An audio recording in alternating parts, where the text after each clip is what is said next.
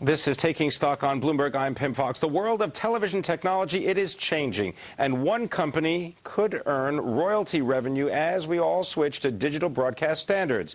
Now, an expert in this world is Barbara Coffey from Kaufman Brothers. She joins us to talk about Dolby Labs, Dolby Laboratories. Barbara, good to have you with us. Pleased to be here.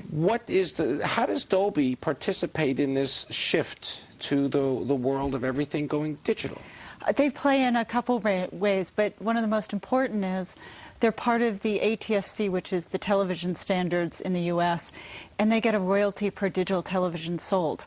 And they also, when we all converted, what was it, June 12th or so, they got a royalty per converter box because all the digital audio coming out of digital broadcast is in Dolby Digital, and without the converter boxes and without the Dolby technology and all the television sets, we couldn't hear anything. So they get money once you buy the when you buy the television and when you buy the converter box. Yes, so their technology is on the chips that are put in the televisions.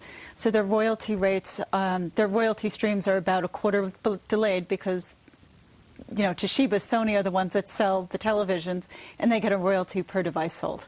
Now, is this something that is just in the United States, or is this global for Dolby? Right now, the mandate in the U.S. is that they're in absolutely everything.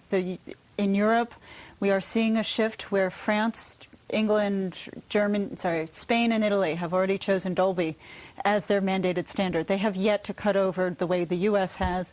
Their conversion dates range from 2012 out to 2015. Sounds like a nice royalty stream that's coming their way. Oh, and the nice piece is right now we're still quite early in the cycle with, in 2008 for Dolby, which ends in September, they only had about 20% of the televisions sold having Dolby technology in it.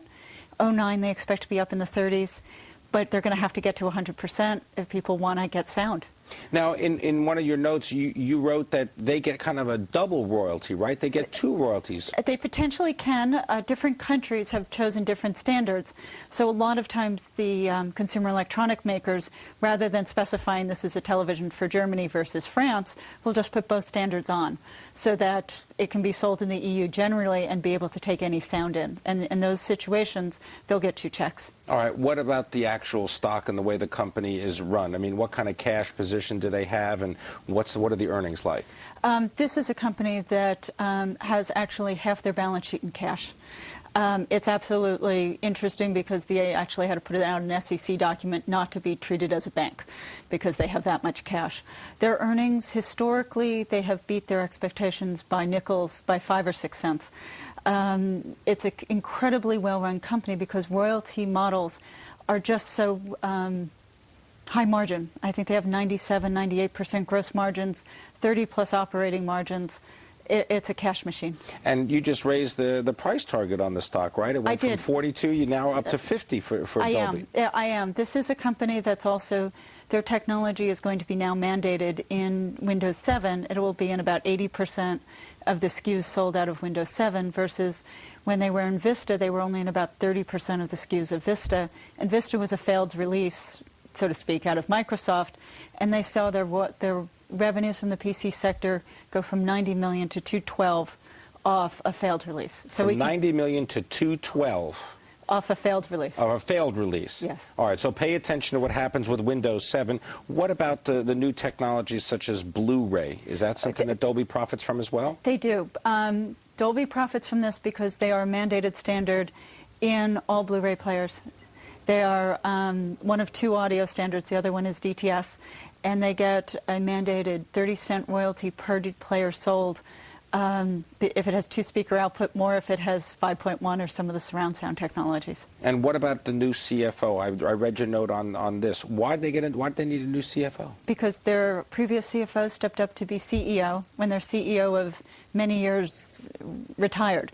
And the CEO they got is just great. He used to be the CFO.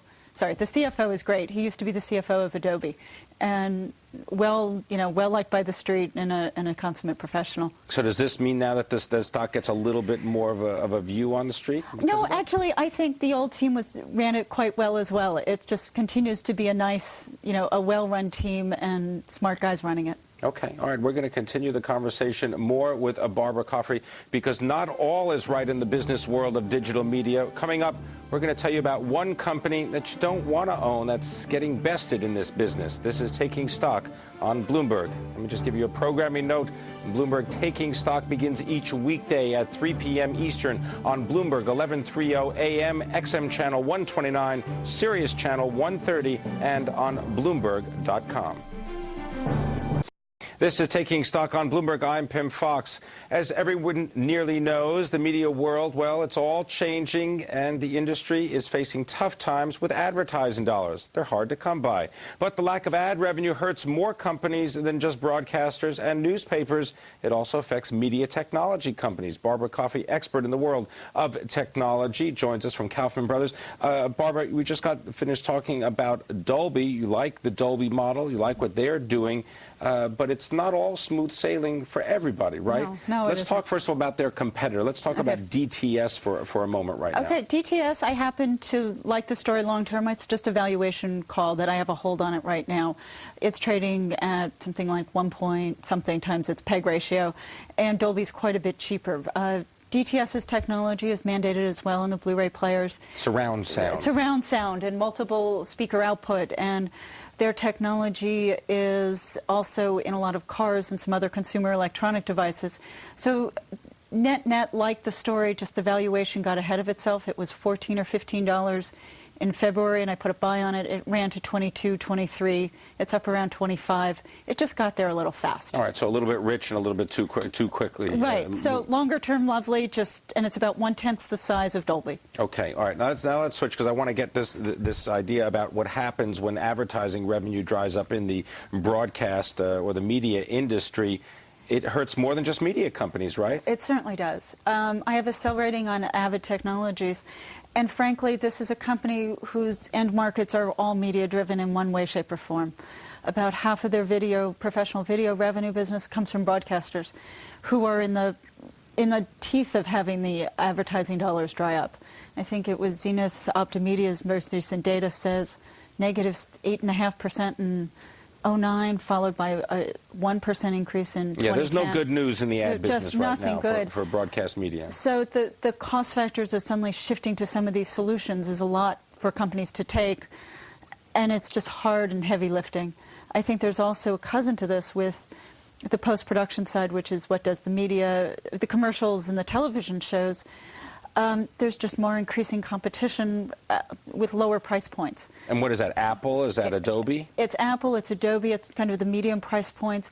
And even at the higher price points, there's a couple Autodesk products, so that you can end up doing a couple low-end machines from the Apples and Apples and Adobes, and finish it with the Autodesks. All right, we're going to have to leave it there, but I want to thank you very much, Barbara Coffey, coming in and giving us some insight in the world of Adobe as well as DTS and Avid from Kaufman Brothers. Thank you. Thank you. Have a great weekend. It.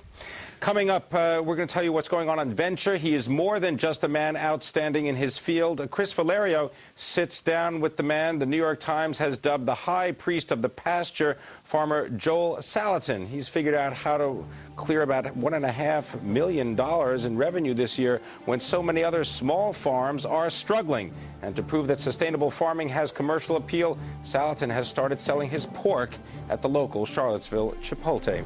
That's the end of Taking Stock for tonight. Thanks very much for joining us. Good night.